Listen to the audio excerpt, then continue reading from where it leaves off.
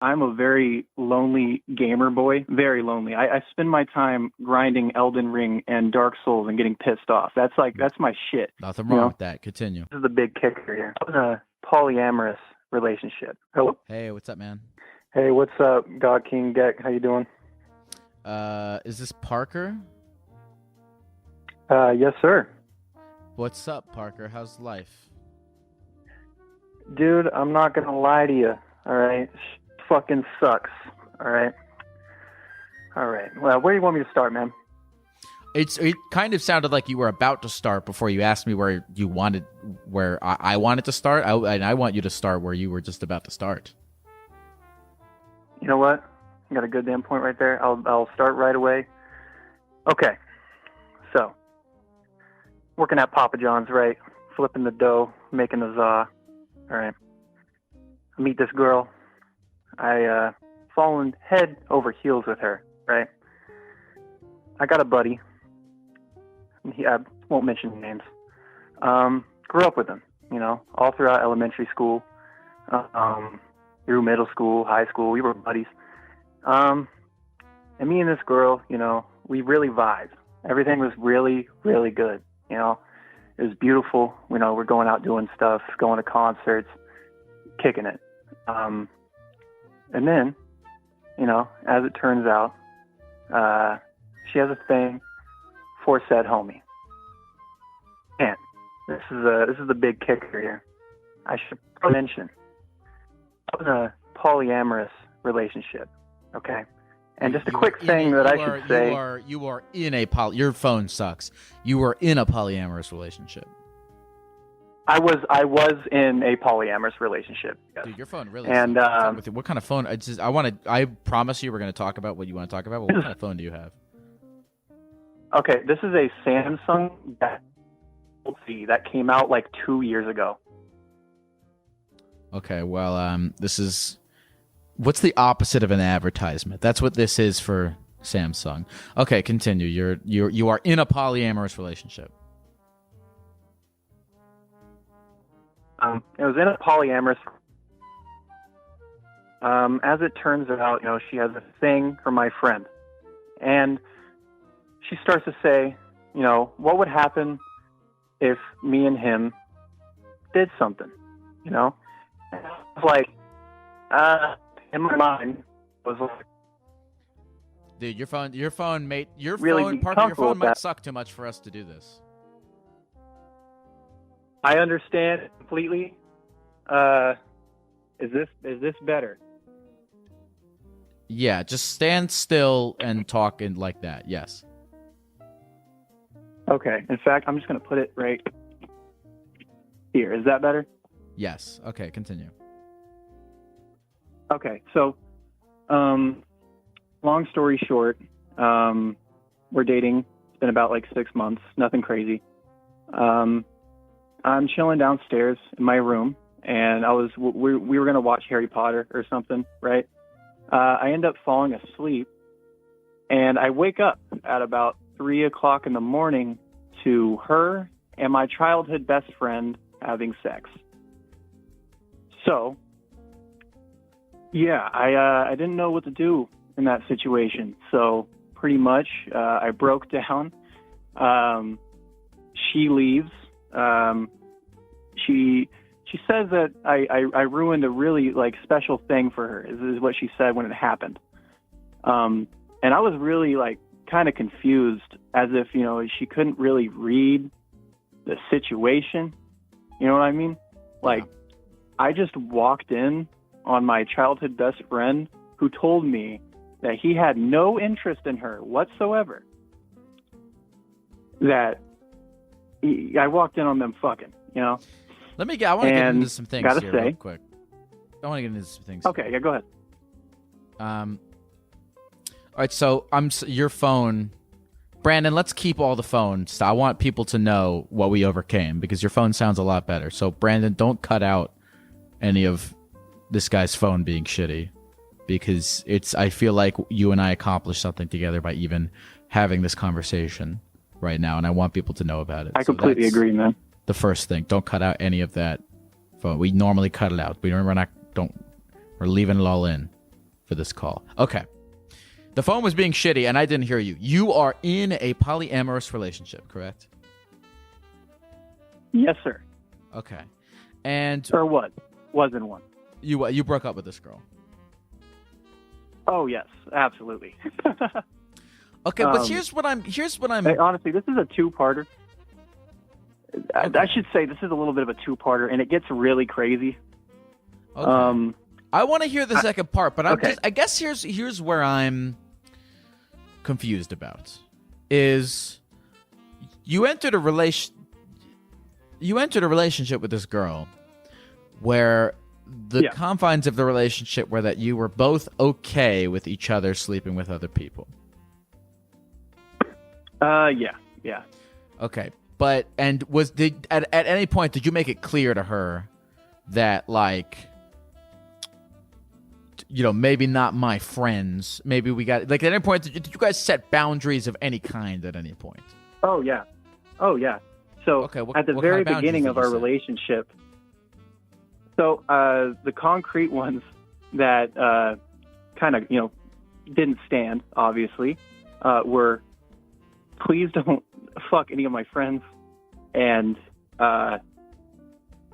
because we also work together, right? So I was also like, I would prefer you not sleeping with any of my coworkers either. That would be cool.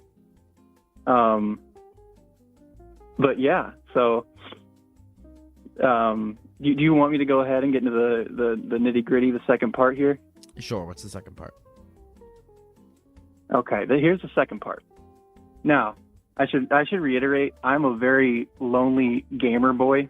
All right, very lonely. I spend my time grinding Elden Ring and Dark Souls and getting pissed off. That's my shit. You know, Nothing wrong Hotline with Miami, anything that's like really difficult. Nothing wrong with that. Continue. All right, you know, so I'm a little stupid, and decided, you know what I'm going to do? I'm going to stay working here because she's leaving. Cool.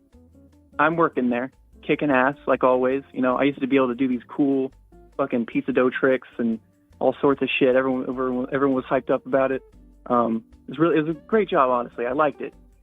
But she left. She ends up coming back, right? And this is after about 3 months or so. So I'm still roughed up. I'm still raw, still angry, upset.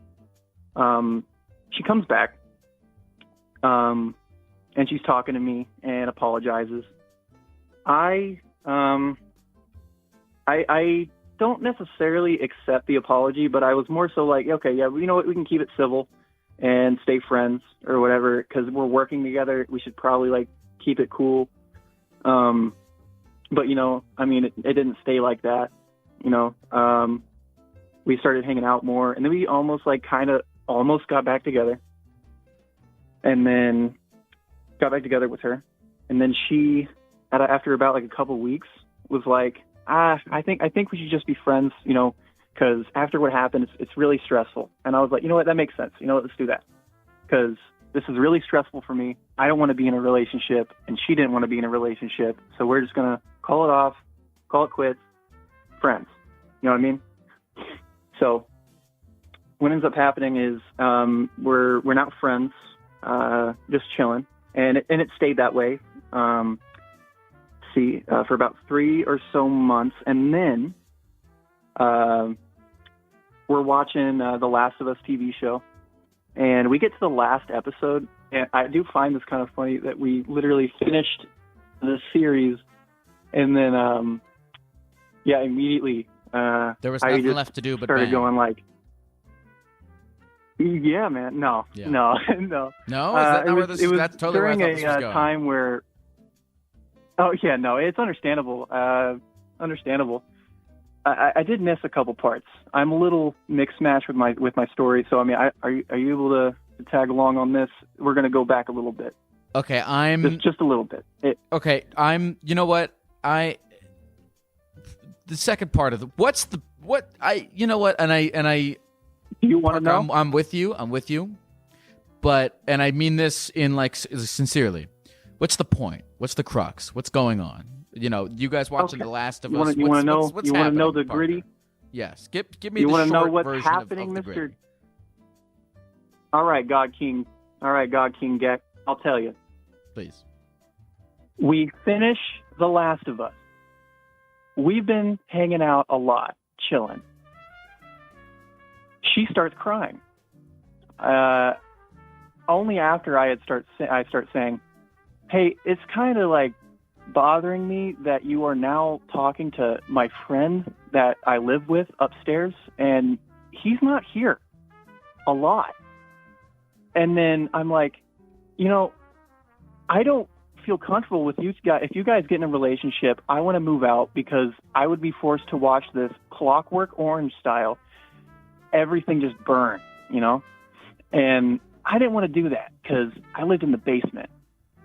So I just kind of flat out said that. She turns to me and she goes, "I'm pregnant." No. I heart sinks. I fall onto the ground. I stood up and I was like, "You're joking." No, you're fucking with me. And then she was like, "No, I am." And I was like, "What?" And then I go upstairs. This dude, fast asleep. I bang on his door. I open it. I'm like, "Hey, what the fuck?" And then he lets out a sigh, like a, "Oh shit, here we go again, man." Lets out a sigh. And then I just lose it. I go downstairs and I just start crying constantly. And it really messed with my head. Because I had gotten into this relationship when I was very, lonely. And it wasn't like me getting with her out of desperation. It was literally like I genuinely Parker loved her. Yeah. She's pregnant with whose child? My roommate and childhood best friends. Okay, she's pregnant with his child. Yes, sir. And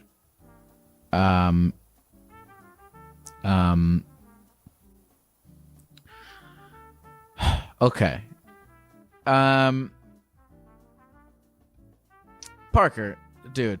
I guess what I don't understand. What I don't understand is like, all right, so you were crying because you were upset about There's a lot of things in here that I just don't understand. I can explain it. Okay, so you were being friends. You agreed to just be friends with this girl, even though you still were in love with her or liked her a lot. Yeah. Okay, and then it was because I.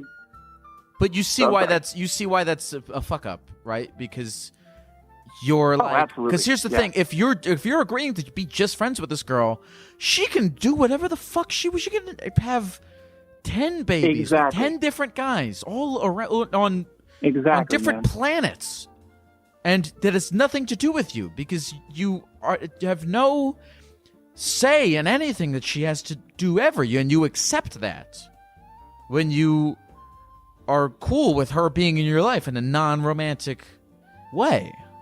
And you understand that, correct? Yeah. And it wasn't really out of me wanting to control the situation or anything, because I wanted her to do her thing. It was more of he's really scummy. It's just, I don't. Dude, why are you Parker? What are you doing? What are you doing? Parker, do you know how short life is? Do you have any idea? What do you just do you still live with these people? Absolutely not. I moved out okay, great. A couple months ago. Good. Yeah, I couldn't. I want you to know. I feel for you. I know you feel really upset because you were good. This was your fucking boy, and you really genuinely liked this girl. And I get it because you tell me you're a lonely gamer boy, and you finally meet this girl, and things are going well, and then shit just ends up like this, and it's bad. I want you to know, I get you. I do. But first of all, thank your lucky stars that's not your kid. Okay, because what? It says you're 23. I know, man. That's what my spice.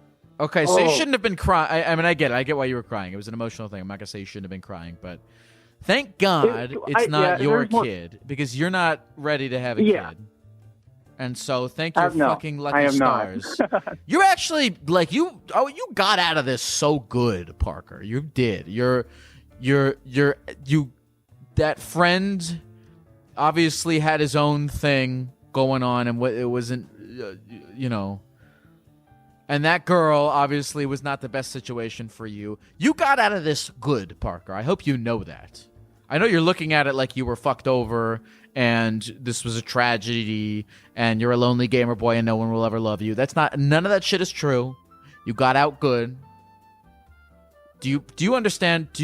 I know I'm removed from the situation. I don't have the same emotions about it as you do, but do you understand the perspective at which I'm coming at this from? Yeah. Okay. It takes a long time, to swallow that pill. I know. Yeah, dude. Good. Because, by the way, the whole thing of, like, can you be friends with... I don't think you can be friends. I don't think you can be just friends with somebody that you have a crazy amount of affection with. I think that's... And that sucks, but, like... it's just going to be painful for you. And that's how it ended up. It ended up with you crying on the floor.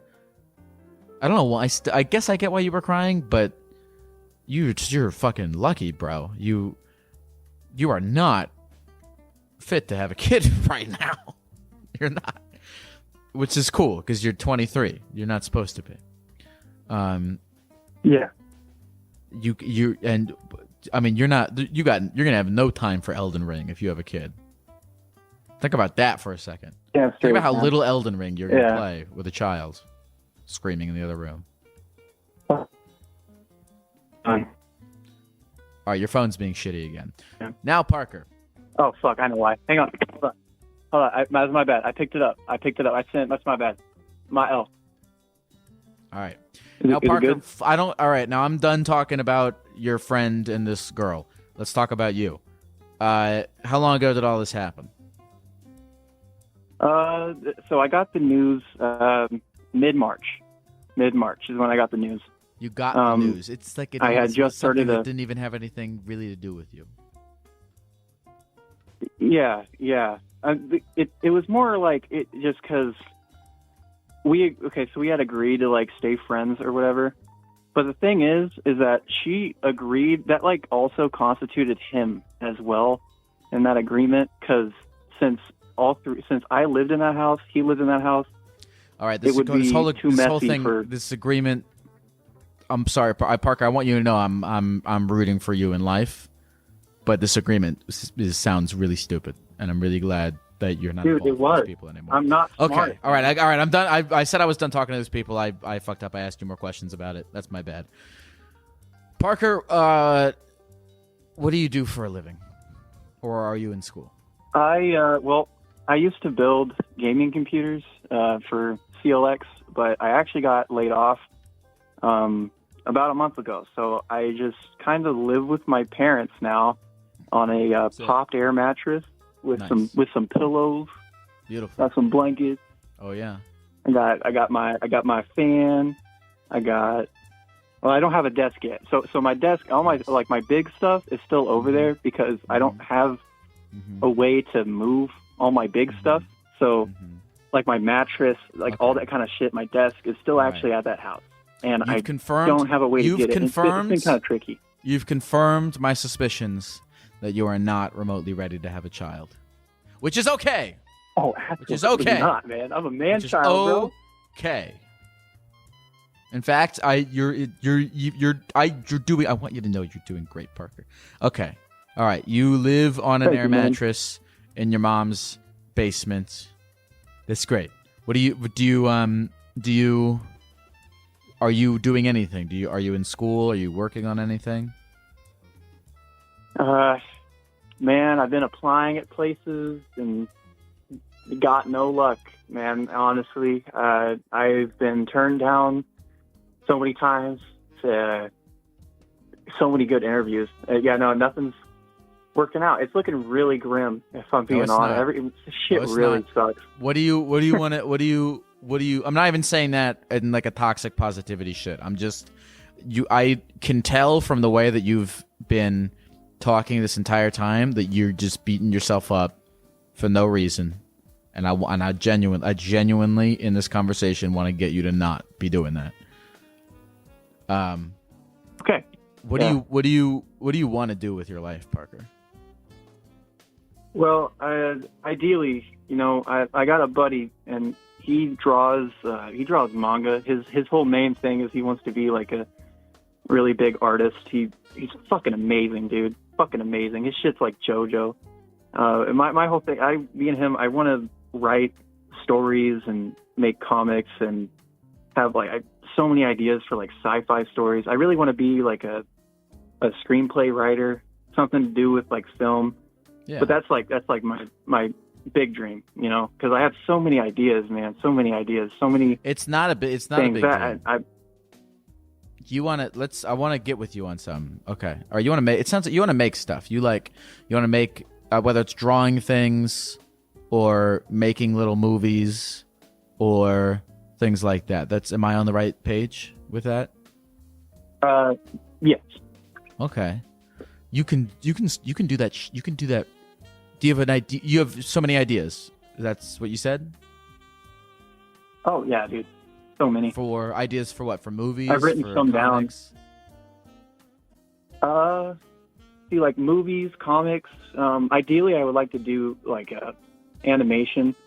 Okay. Not to be like a weeb, not because, I mean, I love anime, but like only like the good ones, not the smelly ones. Okay. So I really want to have like a dark, gritty Elden Ring kind of story. You know what I mean? So the reason why I said dream is I want to write a dark fantasy. The reason why I said it's not a big dream is because what you saying it's I'm gonna go motivational guru guy on you right now because that's how I'm feeling.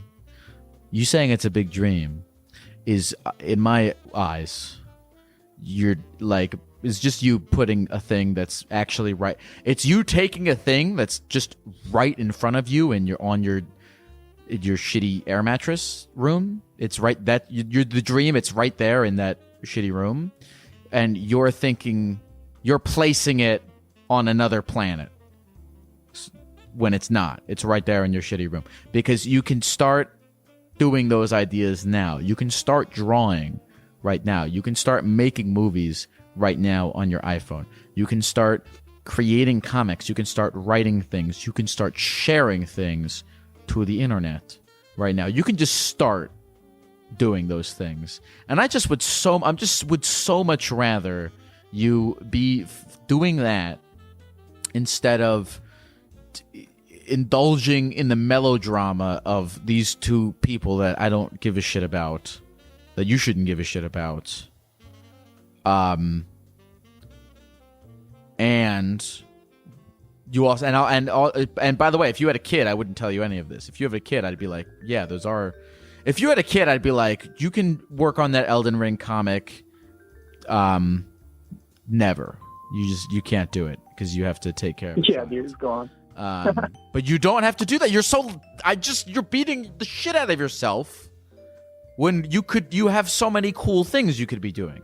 And this is something I told somebody today on this fucking live stream is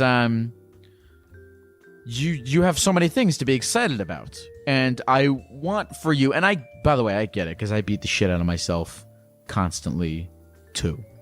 I do. And just do me a favor. The next time you're about to beat the shit out of yourself and say that you're a piece of shit gamer guy thing, replace those thoughts with thoughts of how excited you are to write this Elden Ring comic thing. Yeah, you're right. Because that's like it's a big issue that I have. It's like I always have these dreams, but I always feel like I'm kind of stuck at the starting line, redlining the fuck out of my engine. You know what I mean? Starting line is sick. The Like, I'm starting just not line's a good doing place to nothing. be. The starting line's a fantastic place to be. Yeah. So Damn right. do me a favor. And I get it. I understand the brain. I mean, I don't. I'm stupid. But anecdotally, I understand the brain. And I get that it wants you to marinate in this stupid thing with this girl and with this guy and take you away from the wonderful world of cool ideas that you have. And I just want you to notice every time that that's happening and correct it and start working on this fucking comic and just making shit and just making things instead of marinating in this situation, which again, I must remind you, you got out good. And maybe one day, Parker, you'll make it big. Or not even make it big. Fuck, I hate the idea of making it big. Maybe one day you'll start to earn a living writing on the internet, which is something that thousands and thousands and thousands and thousands of people are out there doing. And maybe you can use some of that money to get a phone that works. And then you can call me back and we can have a better conversation where I can hear the things that you're saying. Did it get worse? No, it's actually not that bad. Okay, Parker, I'm going to shut up. How do you feel about all the things that we're talking about? You know, it feels really, really good because honestly, because in a situation like this, I can't talk about it really without causing a bunch of shit. Because, yeah, you know, it's just so messy. It's just so messy. What do you mean you can't talk about it without causing a bunch of shit? Honestly, that's really just, you know what? That's a cope. You know, I can because I'm not even, associated with them anymore. So okay, good. Why does it matter, I guess? Good. I don't like these people are doing nothing productive for you in your life. From the way exactly. What you're talking I don't even. Yeah, it was rough. It was so rough. The amount of manipulation and gaslighting, just it was really weird, man. Because I usually can sniff out bullshit pretty well, but really, really well. I got both my parents police. I've got hiding shit, dude. If your parents are cops, you got to be pro when it comes to hiding shit. It's not the first place, dude. second, What do you? third, fourth. No, you got to be pro. So it's what are you hiding? Oh, weed. Oh, dude, you're 23. Smoke Yeah. weed and blow it in a cop's face. Who gives a shit? Oh, dude, we're booing now. We're cool now. It was just that was back that was when I was growing up. You know what I mean? Okay. Had to be very careful because sometimes I would come home and see my container open on my bed with all my shit laid out, and I would just be like, yep, here we go. Then the interrogation happens. Parker, do you have any before we leave? Do you have any final thoughts, feelings, or sentiments, or things that you want to say or do? One important thing, if be careful. You know, this goes for chat or really anybody. If you're monogamous and someone that you really, really love the company of is poly, and you think to yourself, man, you know, what's the worst that could happen? Think of me, because it is not good. It's not good. We're gonna be moving into a better headspace. So this really, really helped me out, man. God King Geck, as I call you. Thanks, man. Have never called you by a different name. I'm just letting you know that right now. God King Geck, right here. Thanks, man. I'm really fucking Proto my Slayer. ego's really revving up every time I hear that. Proto Slayer, bro. Proto Slayer. Got them guns, bro. I really appreciate it, man. I'm gonna go find an assistant and yell at them. Yeah, do it, man. That's how make your blood pressure spike. Show them who's boss. Pop those vessels, my guy. Have a good night, Parker. Thank you, man. Have a good night, Geck. Man, all you know, feel like I've talked about this so much on this podcast. I don't know what to do with like relationship things. They're hard because in a relationship, your only leverage in relationships is your own choices. But it's so hard because we want so badly for our control to go outside of those bounds and into making other people feel things or do things or not do things. But you gotta fucking accept that you can't do that. I don't know. I hope Parker makes shitty comment. I want Parker to be happy drawing shitty comics on his shitty air mattress and sitting there basking in gratefulness that he does not have a child. Because that's a great life that he's I know I keep saying it's shitty, but it's a great life. I'm being dead serious. So enjoy it. Parker. Peter Parker. Spider-Man. Sorry. Hello? Hola, which is hello in Spanish. Yeah, it is. Thank you. Dude, is this the Geck? Is this the man himself? Are you a Spanish teacher? If you want to learn how to say hello, yes. But any other word, no. I want the truth. I don't want any lies. I want the truth. Are you a Spanish teacher? Yes, sir. No. Okay. We're off to a good start.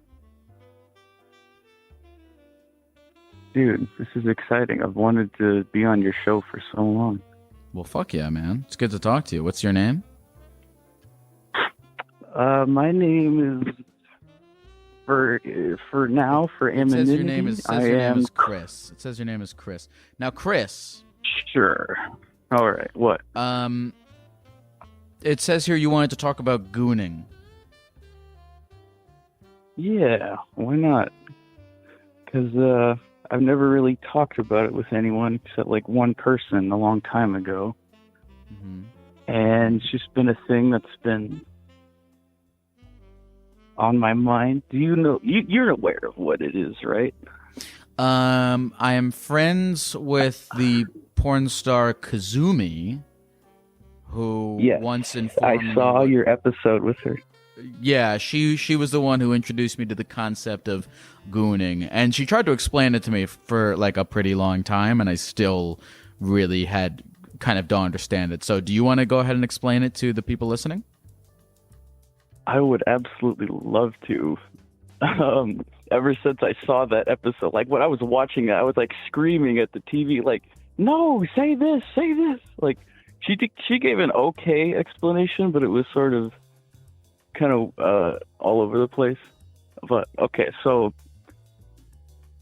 here's how I understand it, how I've come to know is, I don't know, I just stumbled upon some video on the porn sites at one point. This term gooning kept coming up. Anyway, it's basically when you're watching porn and edging, specifically edging, like as much as you can for as long as you can without, coming, and like basically just fucking frying your brain with as much porn as possible. Kind of trying to turn it into a marathon. Like, it's fucking insane, these people. There's like this whole subculture, like, in the internet, which the internet is famous for, especially in the porn and sex world. But like, dude, these people, I mean, I'm one of them, don't get me wrong. But some of these people are really into it that are like off the deep end. It's like I found this subreddit called Goon Caves. These dudes posting pictures of their porn setup, like their bedrooms and stuff. They have like dedicated to porn. Like you'll see like fucking 3-4 giant HD TVs, projectors, like literally anything that with a screen, iPads, iPhones, like just set up like multiple screens all playing porn like for hours on end. It's weird, dude. Now, It's a Chris, weird. where do you lie on this spectrum? What does your goon cave look like? Pretty basic, honestly. Just a TV, like hook my laptop up to it. There was a point where I'll admit I was inspired, and I tried the whole thing with like I set up extra computer monitors that I had lying around. Like that was fun, but it was like, wait, what the fuck is the point of this? Like I can only focus on one at a time. That's a good Like, point. Well, I'll say this.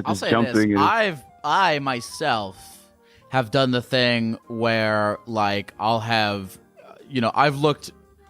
I've taken a step back once and noticed that I've had like 30 tabs of porn up.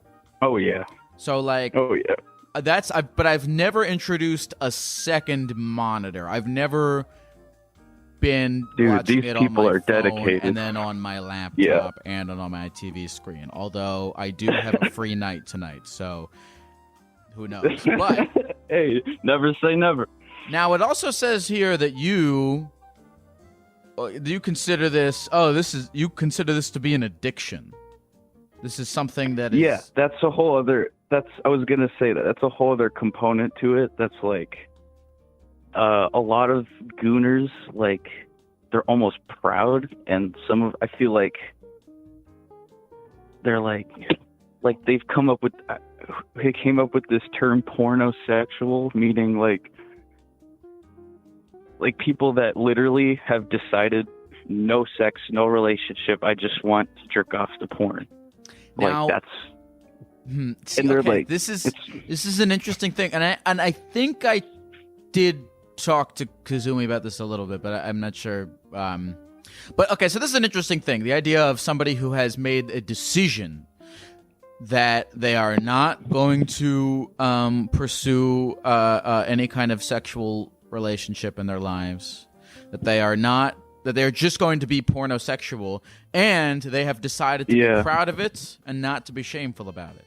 And I'm not a scientist. I'm a gecko, but I do think there is something interesting, perhaps freeing, about making a definitive life choice like that and making it confidently. You know what I'm saying?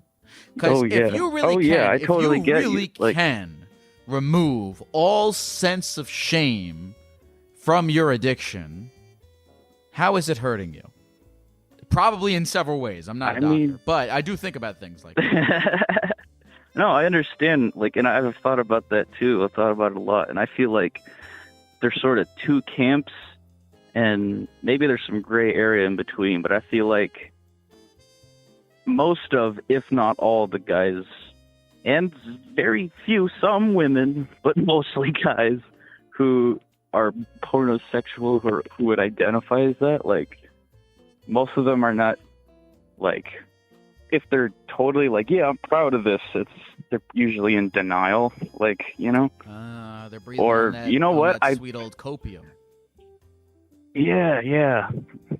The copium machine. But is it a form of, like, because I could see, like, if you're a guy and it just hasn't happened, this is just not happening for you out there, and you're like, dude, fuck it, having 5 monitors of porn is what makes me happy in life, and you've made that executive decision for yourself, and you want to be shame-free about it.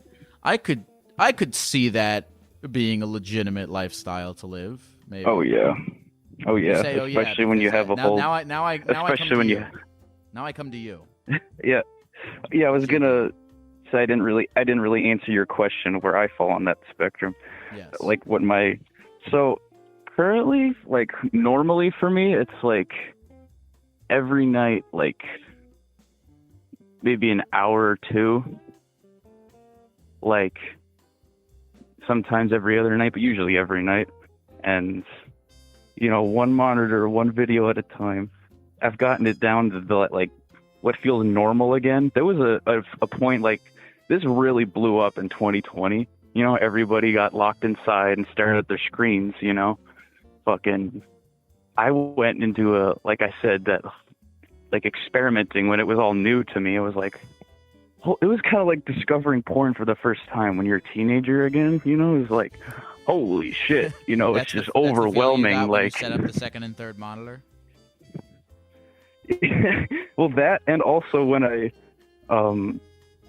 discovered, okay, here's a whole nother component. We could write a fucking book on this, dude. This whole other component is the videos that people make, dude. Like dudes that people are like, they spend their time. Some of them even like have like Patreon sites that you can donate to them, and they'll keep making more porn. But they're not even making porn. They're taking porn that's already up and cutting it and like making compilation videos. Yeah, I've seen that. So basically, yes, like, I've seen these goon videos. Basically, people will make, so the way it gets deep, because somebody will make a goon video where it's actually, they splice up in one frame 3 different porn videos, like it's on like a grid or something. Or 4 or 5 or 6. Or 5. Yeah. And so you have you can have like 6 monitors, and on each monitor is 6 different porn videos playing, which, do the math, that's 36. Yep. And then depending on how many people are in each video, that's like 72 sets of genitals that you're staring at. That's so many. That's so many genitalias. And now let me ask you this, it's overwhelming. Chris. How has this pornography addiction seeped into your real life? Has it had negative effects on you? Has it had positive effects on you? Funny enough, a lot of both, honestly. Like, let's start. Especially because. Let's start with the positive ones. Tell me the positive ones. All right.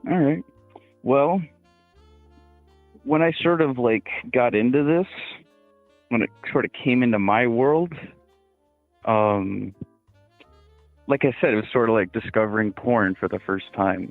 And at some point, it just kind of like, it made me like be more conscious of my consumption of porn. It's like, well, I've just gotten kind of used to this, like ever since I was, 14, maybe even a little earlier. It's been a regular thing, like a lot of guys, But then out of nowhere, I was like, wait a minute.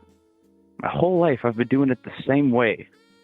I'm hunched over in the bathroom or my room or something, and I don't watch even like a full video. I'm like doing it quickly and shamefully. So like, but at this point, the pandemic is in full swing. Chris, can I stop you real quick? 2020 what? Okay, I asked you if you could tell me the positive benefits of. Sorry, yeah, I'm getting to that. On your life, and the one positive benefit of your porn addiction so far, in your own words, has been very it has alerted you to your own porn addiction. Yes, but also that's not what I was saying. That doesn't count to me as positive. I wasn't trying to say that was the positive. I'm trying to set up the story. I kind of ramble. Don't even set it up. Just launch it. Don't even tell me a story. Right. Just tell me. Okay, right. The positives, I have overcome a lot of shame. Like, because this has been like shoving it in my face. Like, hey, look, this is a thing that's happening in your life. Like, quite literally, like, screaming at me. And like, it's been like, you know what? I can't ignore this anymore. I gotta, it's made me focus more on myself, like my emotional, mental health. Like, I notice now, like I'm trying to practice a lot of mindfulness and stuff, and I'm actually like gotten a lot better at, like, lately I've noticed whenever I try to quit, the harder I try, the harder it comes back, like you just repress it. Okay. And it just bounces back like a spring. I'm going to stop you again, Chris. All right. It sounds like the only positive trait that you give me so far is that it has alerted you to the fact that you have a porn addiction. What are some of the negative ways in which this has affected your life? For a while, when it was bad, like, I feel like I'm past the worst of it. I'm getting better. But when it was bad, I would do it like multiple times a day, like sometimes first thing when I wake up, just because I had nothing to do, especially during the pandemic. It's taken a lot of hours of my life, a lot of energy, a lot of time and energy that I could have been using to better myself, you know? Get closer to... Are you going to say God? Well, I was going to say like an actual human relationship, but sure, that now, too, Chris, I guess. But, tell me, do you have a job? Do I have a job? Is that what you said? Yeah. Yeah. Yes. Okay, what's your job? I work at a stamping place. So I sit at a giant machine, take little metal parts from one pile, stamp it in the machine, put it in the other pile for 8 hours a day. All right, so you have a very repetitive job. Oh, yeah. Listen to a lot of podcasts and music. What do you want to do with your, like, do you have any dreams? Yeah, I'm a musician and mainly a drummer. Right now, I'm actually I'm moving to the cities to basically, get connected with more musicians. Like I'm moving into a house full of musicians. That's exciting. Okay. I feel like I'm at a point where I'm... Would you ever consider making a song about your porn addiction? Absolutely, yeah. Because, I mean, you could technically say I already have, because I do write, like, poetry, lyrics, and stuff that, like, my writing style is sort of vague. Like, I'm talking, like, my music is more about pain in general than specifically what has caused me pain, but, like, I mean, there's definitely sexual lyrics I have, so. Okay. Yeah, I want to write more about it because it's been such a wild ride, man. I can't not write this shit down, whether in just writing or in music form, you know? Like, see, you should have when I asked you, I gave you the opportunity to tell me if there was any positives to this. And one of the positives of your porn, well, there's another one. It seems to be, is that it has inspired some great poetry. I guess it has. Yeah. A lot of other stuff too that was sexual. Like, I've had a very strange... Chris, I'm going to say this. I think it's good that you're doing things that aren't porn. If you had told... I'm glad that you have the music and the poetry, because if it was just porn, I'd be concerned for you. So... Oh, yeah, dude, me too. But you... And how old are you? You're 23, and you live in Minnesota? Yeah. Yeah. Are you gay? Are you straight? I'm straight. I like the females. Okay, I feel like that could be one of the reasons why you're not having a lot of sex, is because of what you just said. But you're also a musician, and that is attractive to some people. So some people. There's hope for you, I think. What the fuck? I believe in you, Chris. I believe in your ability to kick the gooning addiction, get really into poetry, thanks, dude. and use that to seem cool and interesting. Cool. Thanks, man. Of course. Was this conversation helpful in any way, like... shape, or form to you? Yes, very much, especially because I know that strangers are listening. But I'm not paying attention to them. That sounded like a sexual thing just now. No, I just want to say, like, anybody out there, if you're struggling with this, like, you're not alone. It's normal. We live in a really fucked up world. We're all addicted to screens, whether it's porn or not. So it's true. I love you. You're gonna be all right. It's true. That's it's true, man. If you're playing, like, it's true. If you have this stream up on one tab and you're playing fucking Rocket League in another tab and you're texting your mom on another tab, that's basically a porn addiction. That's the same thing as gooning, in my opinion. Thank you very much for calling, Chris. I hope you have a good rest of the night. Thank you so much. You have a good night, man. Love you. Therapy Gecko's on the line, taking your phone calls every night. Therapy Gecko's doing it right, he's teaching you how to live your life, but he's not